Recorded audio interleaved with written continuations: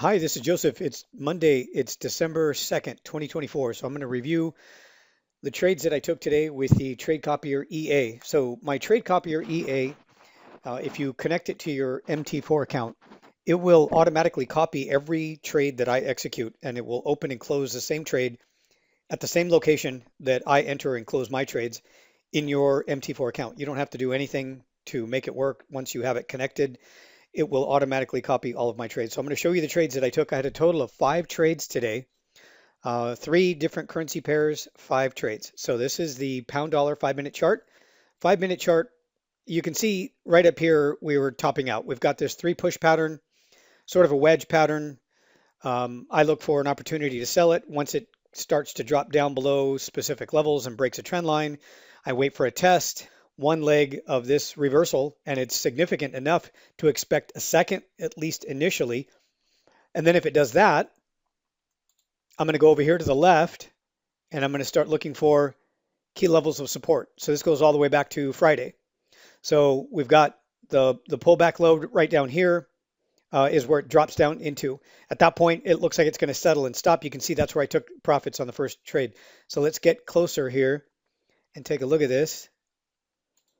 So my entry, again, 5 minute chart, is at 1.2703. So I traded it right back down into that support zone that I showed you over here to the far left from Friday. At that point, I'm done with the trade. So that's my first trade, and I earned 21 pips on the first trade. Again, this isn't double counting. I get that question every once in a while. Somebody will ask me if I'm double counting, depending on how many lots I have on the trade. I'm always just to make it easy and more transparent for people to try to gauge how profitable my trading system is and whether or not they want to use the trade copier. I always state the profits from the entry to the target. It's got nothing to do with how many lots. If I put 2, 3, 4, 5 lots, I know that other trade copier companies and other signal services, they'll do that. They've been doing it since I've been trading. They'll put on 10 lots on a trade and make a 10-point trade and then call it 100 pips. And then when you look at the chart, you wonder, well, how did they get that 100 pips? It didn't move 100 pips. So that's why I don't like doing that. I've never believed in doing things like that. I don't think it's that accurate for somebody who's trying to assess a certain service if they want to use it to copy trades. So again, every time you hear me talk about the number of pips, it's always from the entry to the target, what you see here on the chart. So the first trade was 21 pips. Now the next one, again, after it going, we started to get this pullback, but you can see the pattern developing again, and then it tops out. Well, this is just, again, a test of the breakout right there, almost the same level that I was in when I got into the trade. So I got into the trade before that final breakout, and then that's where it resumed. There's the test again. So it'll do that. Sometimes I think people will find this as a support low. I used to make this mistake, and then I would try to trade it as a reversal, thinking it's going to come back up here. That's not what it's telling you, especially if you start looking at the larger time frames. So again, I get a pullback test of that breakout right there, and then it reverses, and here is my entry. So I wait for, in this case, a bar that closes strong. It's relatively larger than some of the other bars that you see here on the chart, which is good. It indicates strength, and in this case, bearish strength, and then it closes right at the low. So as soon as that bar closes, that's my entry. I got a fill at 1.2670, and then I traded it down here to 1.2635. So at that point, I'm done with this trade. The next trade that I traded was the next pair was the dollar yen. So there's a lot going here on the dollar yen. So now that I just tightened that up, you can see what I was looking at. So this goes back over here to earlier. Let me go ahead and put the cursor in here. So there's a gap right here on this breakout move. So it makes this support low. You can see it being tested multiple times. It breaks out here. And then there's a gap right here from the high of that bar to that pullback low right here. And then it took off again. Well, not all gaps have to be filled, but I was looking at this as a possible test at the very least. So when it was over here, I mean, back up here, I'm never really too sure, right? You never really know until it starts to make its move. It's just always here on my chart, and I know that it's a possibility. And you can see how it really had an impact here. There was where it tested and took off, and then here where it tested multiple times. And then when it breaks down, it comes right back up and tests that level again. So let me give you an example or break down what I was doing here. So this is an example where it does get filled. This gap does get filled and gets filled relatively quick. This all sets up this move right back down here to the low and to fill that gap again. Everything that I saw up here. So all that you see up here, again, it's showing me signs of a top. Looking at the larger time frames, it was a lot easier. And then we go sideways in here. Nobody likes that. I don't like it, but we have to sit through it. And then I see it breaking down. Well, the first thing I want to be paying attention to is obviously the highs that it's making. It's still making higher highs. I'm sorry, lower highs and lower lows, even though it's still inside of this trading range. And then it starts to break down. Now, this is about the third or the fourth time it does that. And when it reverses, now I'm starting to see bars that look a lot different than the bars on these bearish moves over here. These bars right here look a lot different. Not only are they stronger, but they're also closing at the low with very little wick or no wick at all on the lows of these signal bars. So here is my signal. This is my entry, 150.13. And I traded it right back down into, I held through this kind of choppy sideways. And you can see it was going back up 1, 2, 3 more times. And then it comes back down one more time. So I held through that. I don't like to hold through it. You know, if this would have stayed down here lower and the trading range would have been down here at the lows, even though it didn't hit the low, the target that I was looking for, I probably would have closed out the trade down here and not sat through these pullbacks. But this was relatively new, and I still suspected that it was going to come down here and perhaps not only just fill that gap, but even take out the lows over here, which it ultimately ended up doing. But I did sit through that pullback. And then when it came down one more time, that's when I closed out the trade at 80. So 149.80. The entry was 150.13. So this first trade on the dollar yen was 33 pips from the entry to the target. And then when it came back up again, it's just kind of like that same example that I was talking about, how it looks like it might be a reversal and it's bouncing off support, but it's not. I mean, we've got key pivot levels that they're not taking out the highs here just yet. And then at this point, I can see that all it's doing is testing that breakout bar right there again. So it does the same thing. You can see there's sort of a double bottom right there. That's a test. So these little details are very important to me, from a technical aspect when I'm trying to find these trades. So again, when it starts to break down here, I get another strong breakout bar. And at this point, I knew it wasn't going to reverse and go back up, so I was able to short it here on that breakdown bar. Now, I know every once in a while I'll trade with a coaching client and they'll say, wow, that's kind of far away. Aren't you afraid of the stop loss? If we're looking at the most appropriate stop loss, it's way back up here. It's not. It's going to continue.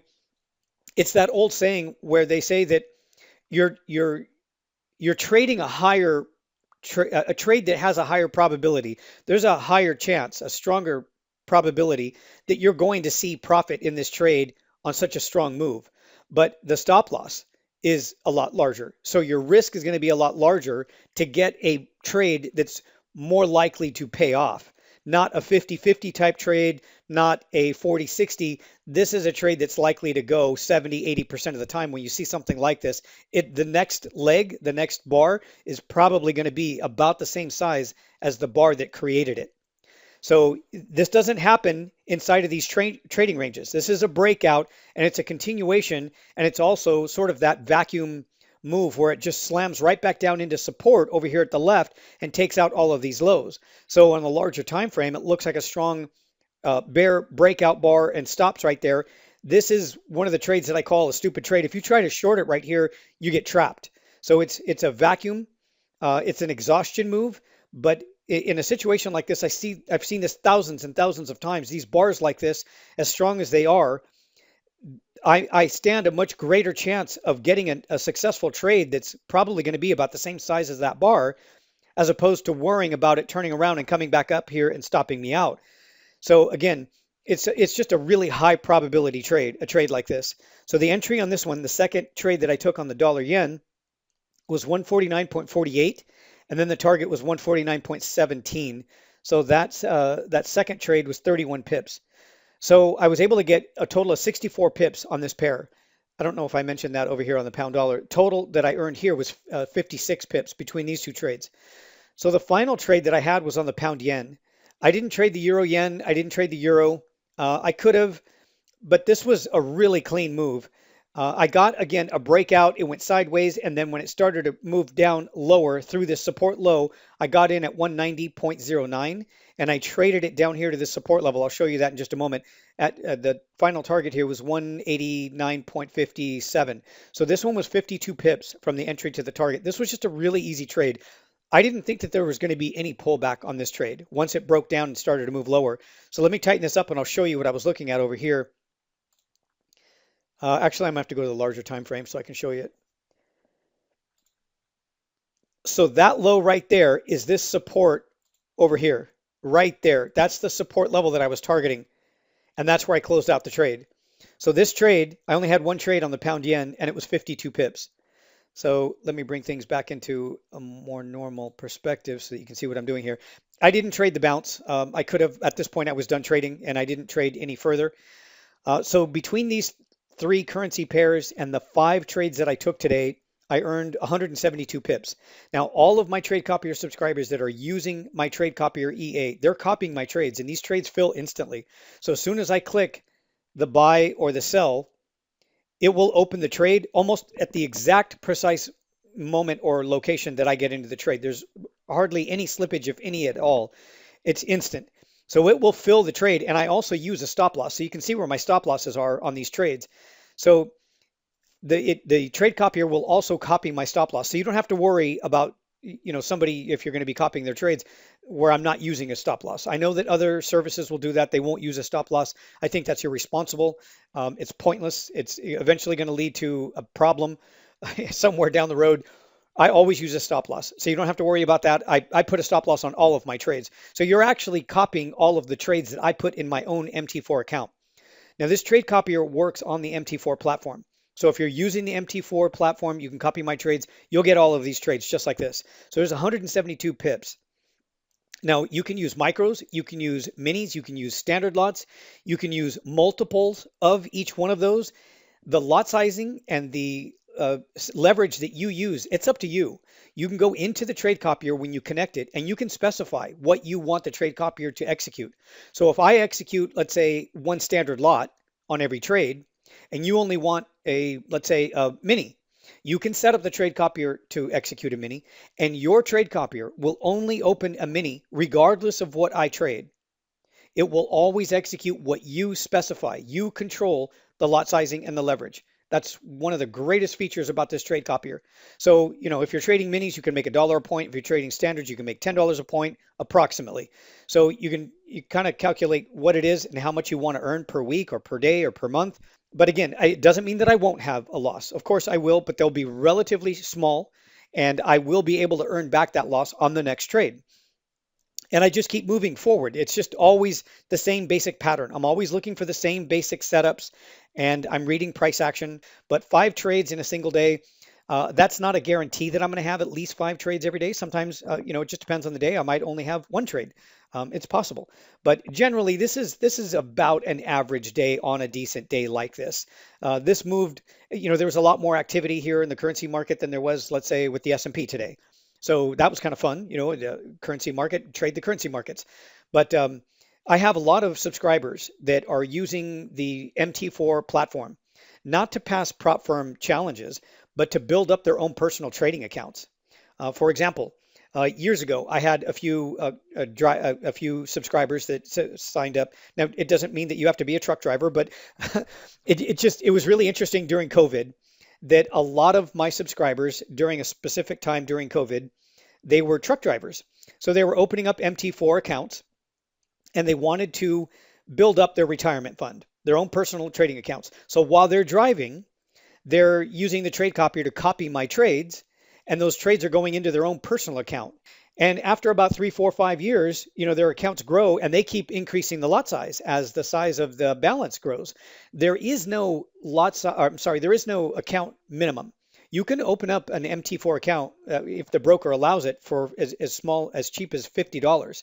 So if you can open up an account for $50, you can use my trade copier. And then if you're comfortable with my trades after about a week or two, you can then add more capital to your own personal account. I have some subscribers that are using the trade copier and they've got well over 50 to $100,000 in their trading account. So it's unlimited. I mean, there's no minimum, there's no maximum. You can do whatever you want with it. You can grow it to supplement your income. You don't have to wait until you're retired. You don't have to use it for a retirement. You can use it for a vacation, whatever it is that you want. I just wanted to give you some ideas of why people would use my trade copier on an MT4 platform in today's market when everybody's going after prop firm accounts. Prop firm accounts, there's nothing wrong with them. I trade them, but you can't use my trade copier. That's the only disadvantage with it. So again, putting some funds, and this is something that I recommend, even if you're using a prop firm, and you've passed some of the evaluations and you've been getting payouts. Some of my subscribers are doing that, and then they're putting the money into their own MT4 account. So it's their own private account, and then they're using the trade copier to copy my trades. So now they've got multiple accounts that are growing at the same time. They're trading their own prop firm accounts, but they're also putting some extra cash into their own personal accounts to build these accounts with my trade copier. So there's many different reasons why you would want to use my trade copier, but any one of them would work. Extra cash at the end of every week or every month, or for a retirement fund, whatever it is. So if you'd like to get subscribed to the trade copier, right now I've got a holiday special. It ends at the end of December, so January 1st, it goes back to the regular price. And right now you can actually add 2 accounts for the price of 1. So if you have 2 MT4 accounts, you can do that. You can add it for the price of 1.